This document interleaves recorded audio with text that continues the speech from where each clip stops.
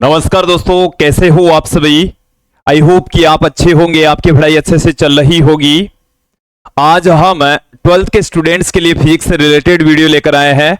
इस वीडियो में हम 5th चैप्टर चुंबकत्व एवं द्रव्य से संबंधित एक छोटा सा टॉपिक लेकर आए हैं। आज का हमारा टॉपिक रहेगा एक समान चुंबकीय क्षेत्र में रखे चुंबकीय द्विध्रुव पर कार्यरत बल एवं बलाघूर्ण का व्यंजक। विद्यार्थियों, यदि आप हमारे YouTube चैनल पर नए हैं तो चैनल को सब्सक्राइब कर लीजिए, साथ में बेल आइकन भी दबा दीजिए ताकि आपको आगे की वीडियोस की नोटिफिकेशन मिलती रहे। बिना किसी देरी के सीधे अपने टॉपिक की ओर बढ़ते हैं। देखिए, इस टॉपिक में हमें एक समान चुंबकीय क्षेत्र लेना है कि एक समान चुंबकीय क्षेत्र है और उस चुंबकीय क्षेत्र के अंदर हमें एक चुंबकीय द्विध्रुव रखना है। तो उस द्विध्रुव पर कितना बल काम करता है, कितना बलाघूर्ण लगता है, ये दो राशियों की वैल्यू हम यहां पर आज के इस वीडियो में समझने वाले हैं, जानने वाले हैं। सबसे पहले मैं एक समान चुंबकीय क्षेत्र ले लेता हूं। एक समान चुंबकीय क्षेत्र को हम समांतर रेखाओं के द्वारा प्रदर्शित करते हैं।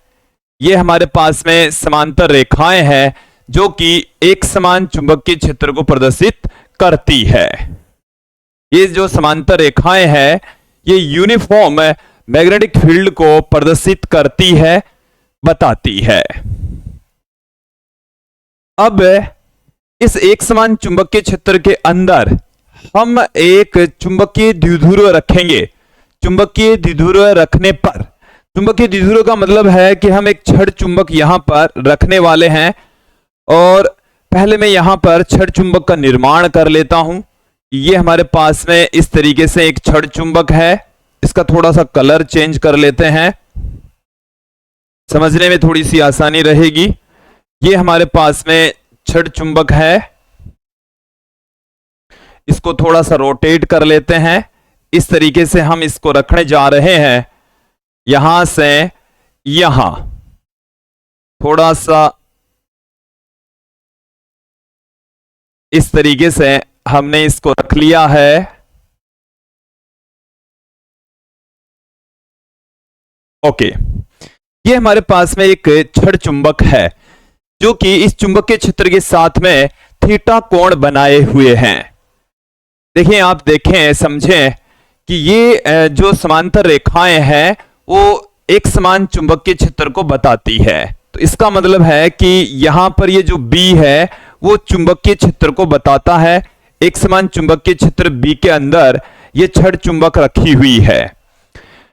छड़ चुंबक का ये N ध्रुव है, N ध्रुव है, और ये छड़ चुंबक का S ध्रुव है। दो ध्रुवों से निर्मित ये जो निकाय है वह है चुंबकीय द्विध्रुव है। हमने चुंबकीय द्विध्रुव के रूप में छड़ चुंबक को ही ले लिया है। ओके, अब दोनों ध्रुवों को मिलाने वाली जो रेखा है, ये हमने दोनों ध्रुवों को आपस में मिला दिया। ये हो गई ये चुंबकीय अक्ष, चुंबकीय अक्ष को बताती है। चुंबकीय अक्ष है वो चुंबकीय क्षेत्र के साथ में थीटा कोण बनाए हुए हैं। कितने कोण पर है? थीटा कोण के ऊपर मौजूद है। अब यहां से आप ध्यान दें कि दोनों चुंबकीय ध्रुवों के बीच की दूरी, N व S के बीच की दूरी हम 2L लेकर चल रहे हैं। N व S के मध्य की दूरी, के मध्य की दूरी 2L लेकर चल रहे हैं। कितने लेकर चल रहे हैं? 2L लेकर चल रहे हैं। दोनों ध्रुवों के बीच की जो डिस्टेंस है वो हम 2L लेकर चल रहे हैं। थीटा, ये इनकी जो चुंबकीय अक्ष है या इसका जो चुंबकीय द्विध्रुव आघूर्ण है उसकी डायरेक्शन और चुंबकीय क्षेत्र की डायरेक्शन के बीच का जो कोण है वो थीटा है। चुंबकीय द्विध्रुव आघूर्ण को हम स्मॉल m से लिखते हैं और चुंबकीय क्षेत्र को यहां पर हम B से पुट करें। इन दोनों के बीच का जो कोण है वो थीटा है। मध्य का कोण, मध्य का कोण थीटा, मध्य का कोण कितना है? थीटा है। यहां तक आपको क्लियर हो जाना चाहिए। अब देखिए, ये दोनों जो चुंबकीय ध्रुव हैं उनके ऊपर चुंबकीय बल काम करेगा। हमने लास्ट वीडियो में जो हमने इस चैप्टर के अंदर पढ़ा है कूलाम का नियम, उसके जस्ट बाद में हमने एक टॉपिक देखा था कि एकल चुंबकीय ध्रुव पर बल लगता है, कि यदि ये हमारे पास में कोई चुंबकीय ध्रुव है और इसे चुंबकीय क्षेत्र के अंदर रख दिया जाए तो इसके ऊपर एक बल काम करेगा, इसके ऊपर एक बल काम करेगा। यदि ये उत्तरी ध्रुव है तो इसके ऊपर जो लगने वाला बल है वो चुंबकीय क्षेत्र की दिशा में, और यदि ये दक्षिणी ध्रुव है तो इस पर लगने वाला जो बल होता है वो चुंबकीय क्षेत्र की विपरीत दिशा में काम करता है। और बल का जो मान होता है वो होता है QM into B, QM into B. QM है, यह है उत्तरी ध्रुव की ध्रुव प्रबलता, बी जिस चुंबकीय क्षेत्र के अंदर इसको रखा गया है। यह हमने पहले ही पढ़ लिया है, यहां पर मैंने आपको थोड़ा सा रिवाइज करवाया है, तो यह आपको याद हो जाना चाहिए, क्लियर हो जाना चाहिए। एक बार पुनः समझ लें कि हमने एक समान चुंबकीय क्षेत्र बी लिया है जिसे हमने समांतर रेखाओं के द्वारा दिखाया है। इस एक समान चुंबकीय क्षेत्र के अंदर हमने चुंबकीय द्विध्रुव है, चुंबकीय द्विध्रुव के रूप में हमने एक चुंबक को रखा है जिसके दोनों ध्रुव हमने यहां पर दिखा दिए हैं। दोनों ध्रुवों के बीच की जो डिस्टेंस है वो 2L है, दोनों ध्रुवों के बीच की जो डिस्टेंस है वो 2L है। यहां से यहां तक की जो दूरी है वो 2L के बराबर है, दोनों ध्रुवों के बीच की जो डिस्टेंस है वो 2L है। ओके, अब देखें उत्तरी ध्रुव पर बल लगेगा, दक्षिणी ध्रुव पर बल लगेगा, और दोनों ध्रुवों के ऊपर टोटल बल कितना लगेगा वो हम यहां पर देखने वाले हैं। तो सबसे पहले आप देखें उत्तरी ध्रुव पर लगने वाला बल, उत्तरी ध्रुव पर लगने वाला बल, लगने वाला बल, और उस बल को हम F1 से लिख रहे हैं। किससे पुट कर रहे हैं? F1 से लिख रहे हैं। इसके ऊपर बल लगेगा इस डायरेक्शन में, चुंबकीय क्षेत्र की दिशा में, जिसे हम F1 से लिख रहे हैं। उत्तरी ध्रुव की ध्रुव प्रबलता है QM, चुंबकीय क्षेत्र B में रखा हुआ है तो QMB लगेगा, और ये चुंबकीय क्षेत्र की दिशा में लगेगा। कौन सी डायरेक्शन में लगने वाला है ये बल? चुंबकीय क्षेत्र की दिशा में। दक्षिणी ध्रुव के ऊपर लगने वाला बल है उसको हम F2 से लिख रहे हैं, चुंबकीय क्षेत्र की विपरीत दिशा में काम कर रहा है। तो यहां पर आप ध्यान दें, दक्षिणी ध्रुव पर कार्यरत बल, दक्षिणी ध्रुव पर कार्यरत बल, दक्षिणी ध्रुव पर लगने वाला जो बल है F2 बराबर, वो भी QMB के रूप में ही लगेगा, QMB के रूप में लगेगा, चुंबकीय क्षेत्र की विपरीत दिशा में लगेगा। डायरेक्शन एक दूसरे के अपोजिट है, दोनों का परिमाण समान है। समीकरण 1 और 2 से हम बता सकते हैं कि दोनों का परिमाण समान है, डायरेक्शन एक दूसरे के विपरीत है। कुल बल कितना हो जाएगा?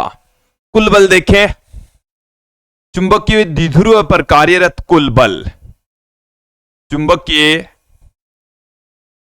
द्विध्रुव पर कार्यरत बल, कार्यरत कुल बल देख लेते हैं। कार्यरत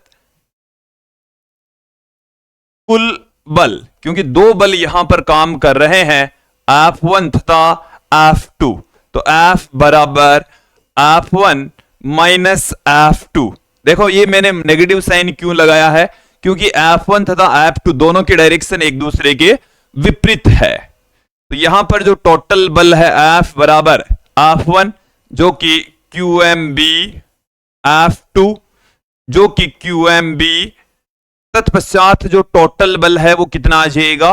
0 आ जाएगा। अतः हम कह सकते हैं कि इस चुंबकीय द्विध्रुव पर या इस छड़ चुंबक पर लगने वाला कुल बल 0 होता है।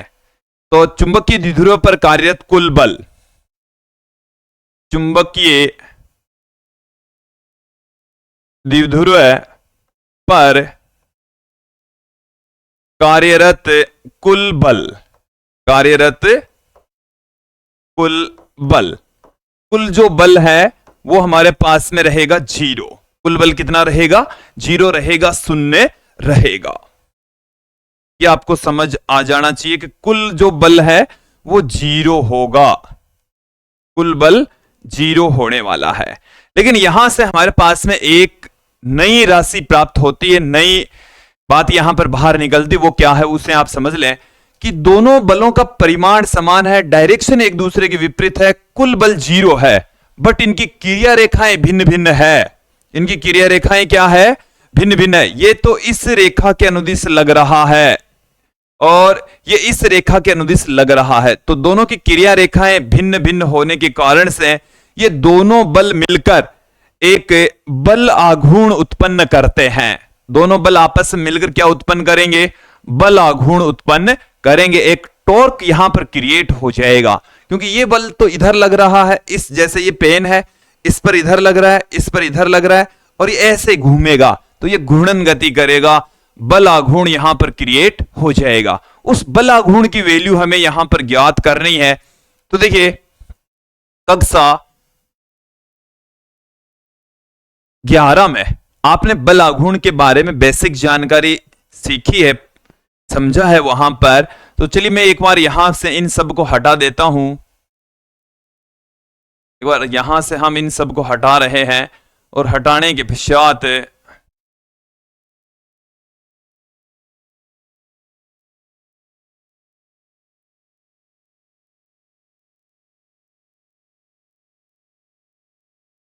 ये मैंने यहां से इनको हटा दिया है। अब मैं बल आघूर्ण यहां पर बताने जा रहा हूं कि देखो इसमें थोड़ी सी लैंग्वेज आपको यहां पर लिखनी होगी कि दोनों बलों का परिमाण समान है, डायरेक्शन एक दूसरे के विपरीत होने के कारण से कुल बल जीरो हो जाता है, लेकिन इनकी क्रिया रेखाएं अलग अलग होने के कारण से इसकी क्रिया रेखा इसके अनुदिश, इसकी क्रिया रेखा इसके अनुदिश, क्रिया रेखाएं भिन्न भिन्न होने के कारण से ये दोनों बल मिलकर एक बल आघूर्ण उत्पन्न करते हैं, और उस बल आघूर्ण की वैल्यू हम यहां पर ज्ञात करने जा रहे हैं।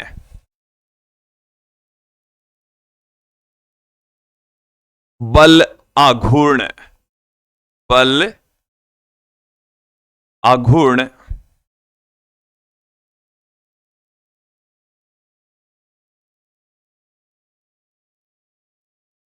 बल आघूर्ण को हम टो से लिखते हैं। बल आघूर्ण को टो से लिखा जाता है। बल आघूर्ण होता है दो बल मिलकर आप में यहां पर बल आघूर्ण क्रिएट करें तो दोनों में से किसी एक बल का परिमाण, किसी एक बल का परिमाण और दोनों बलों की क्रिया रेखाओं के मध्य की दूरी का गुणनफल। एक बल का परिमाण गुणा में क्या आएगा? दोनों बलों की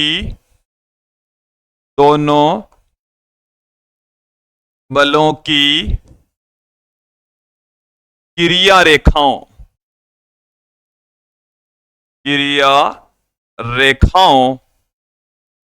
के मध्य की लंबवत दूरी, के मध्य की लंबवत दूरी, ये हमारे पास में टो का फॉर्मूला होता है। देखो आर एफ साइन थीटा आपने कक्षा 10 में पढ़ा होगा, तो बराबर आर एफ साइन थीटा। तो यहां पर आर है वो है घूर्णक से बल की दूरी, एफ बल लग रहा है, और ये जो थीटा है वो आर और एफ के बीच का कोण होता है। यहां पर देखें तो बराबर अपने पास में क्या आ जाएगा? तो बराबर बल का परिमाण, दोनों में से किसी एक बल का परिमाण ले लीजिए, QMB होगा, QMB। दोनों ही बलों का मान समान है QMB के बराबर, तो दोनों बलों में से किसी एक बल का परिमाण लेंगे तो QMB, दोनों बलों की क्रिया रेखाओं के बीच की दूरी। तो देखो यहां से ये इसकी एक क्रिया रेखा तो इसके अनुदिश है, एक क्रिया रेखा इसके अनुदिश है, तो यहां से यहां तक की दूरी हो जाएगी। इसको मैं नाम दे देता हूं O, तो O से लेकर N तक की दूरी हो जाएगी ON। क्या हो जाएगा? ON हो जाएगा। O से N तक की जो डिस्टेंस है वो दोनों बलों के मध्य की सीधी दूरी, लंबवत दूरी है। ओके, ON का मान ज्ञात करेंगे तो चित्र से आप देखें, चित्र से साइन थीटा बराबर, साइन थीटा देखो ये कोण यदि थीटा है, ये वाला कोण यदि थीटा है, तो आप यहां पर ध्यान देंगे ये वाला जो एंगल है ये भी थीटा ही होगा। तो यहां से हम साइन थीटा ज्ञात कर लेते हैं। क्या ज्ञात कर लेते हैं? Sine theta. साइन थीटा बराबर होता है लंब बट्टे में कर्ण, लंब बट्टे व कर्ण होता है। लंब थीटा के सामने वाली भुजा ON होती है। कर्ण यहां पर N से S तक की जो डिस्टेंस है, N से S तक की जो डिस्टेंस है, इसको हम यहां पर कर्ण कह रहे हैं। ON हमें ज्ञात करना है। N से S तक की जो दूरी है वो हम 2L लेकर चल रहे हैं। कितने लेकर चल रहे हैं? 2L लेकर चल रहे हैं। तो यहां से ON हमें ज्ञात करना है। N से S तक की जो डिस्टेंस है वो हम 2L लेकर चल रहे हैं। तो यहां से ON बराबर अपने पास में क्या आ जाएगा? 2L साइन थीटा हमें प्राप्त हो जाएगा। यहां से इसकी वैल्यू यहां पर हम पुट कर देंगे तो बराबर QMB 2L sine theta, 2L sine theta हमें प्राप्त हो गया है। देखिए इसे हम क्या लिख सकते हैं, अगले पेज पर लिखने जा रहा हूं, इसे आप ध्यान में रखें कि टो बराबर अपने पास में आया है QMB इंटू में 2L साइन थीटा। मैं इस 2L को इस QM के साथ लिख देता हूं। ये हमने साथ में पुट कर दिया है B sine theta. QM into 2L, QM into 2L, यह है QM है किसी ध्रुव की ध्रुव प्रबलता। यदि प्लस में है तो वो उत्तरी ध्रुव की है, माइनस में है तो वो दक्षिणी ध्रुव की है। ओके, ये होता है small m, QM into 2L, जिसे हम स्मॉल m से पुट करें, ये चुंबकीय ध्रुव की ध्रुव प्रबलता है। चुंबकीय ध्रुव की ध्रुव प्रबलता है, चुंबकीय ध्रुव की ध्रुव प्रबलता है ये। ओके, यहां से आप ध्यान दें टो बराबर QM इंटू 2L की जगह हमने स्मॉल m पुट कर दिया, m into B sine theta अपने पास में आ जाएगा। ये आ गया हमारे पास में बल आघूर्ण का सूत्र व्यंजक, टो बराबर MB साइन थीटा। क्लियर? इसे हम क्या लिख सकते हैं? देखिए इसको मैं इस तरीके से पुट कर सकता हूं, टो बराबर, टो वेक्टर बराबर m vector cross b vector. ये m और b दोनों सदिशों के बीच का कोण है थीटा। m वेक्टर और b वेक्टर के बीच का कोण क्या है? थीटा। ओके, तो यहां तक आपको क्लियर हो जाना चाहिए, समझ आ जाना चाहिए। अब थोड़ा सा आगे बढ़ते हैं, इसमें कुछ कंडीशंस डालेंगे। पहली स्थिति आप देखें, हमारे पास में पहली स्थिति है थीटा बराबर 0 डिग्री। थीटा बराबर कितना डिग्री? 0 डिग्री। इसे हम कहते हैं संतुलन की स्थिति। इसे क्या कहा जाता है? संतुलन की स्थिति। और यह है स्थायी संतुलन। संतुलन भी कौन सा है? स्थायी संतुलन है। स्थायी संतुलन की स्थिति के अंदर जो टो है वो कितना होगा? देखिए टो बराबर MB साइन थीटा। यहां पर हम थीटा की वैल्यू 0 डिग्री पुट कर देंगे तो साइन 0 का मान 0 होता है। टोटल जो बल आघूर्ण है वो 0 काम करेगा, 0 होगा। तो संतुलन की स्थिति के अंदर बल आघूर्ण 0 ही होता है। संतुलन की स्थिति के अंदर बल आघूर्ण कितना होता है? 0 ही होता है। थीटा बराबर यदि हम ले लें 180 डिग्री, इसे हम कहते हैं अस्थायी संतुलन। अस्थायी संतुलन की स्थिति इसको कहा जाता है। अस्थायी संतुलन की स्थिति में फिर से आप टो देखें, MB साइन 180 डिग्री, और साइन 180 डिग्री का मान होता है फिर से 0, टो का मान पुनः 0 आ गया। तो अस्थायी और स्थायी संतुलन की स्थितियों के अंदर बल आघूर्ण का मान 0 होता है, 0 होता है।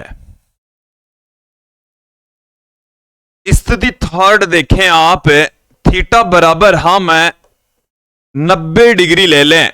थीटा बराबर कितना डिग्री ले लें?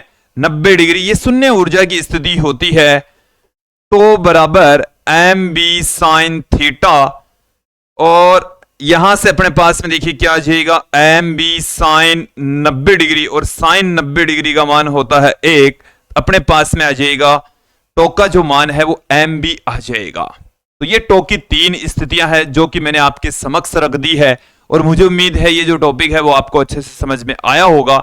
सिमिलर इसी टाइप का टॉपिक हमने फर्स्ट चैप्टर में पढ़ा है, वहां पर एक समान विद्युत क्षेत्र के अंदर हमने विद्युत द्विध्रुव पर लगने वाले बल और बलाघूर्ण का व्यंजक देखा था।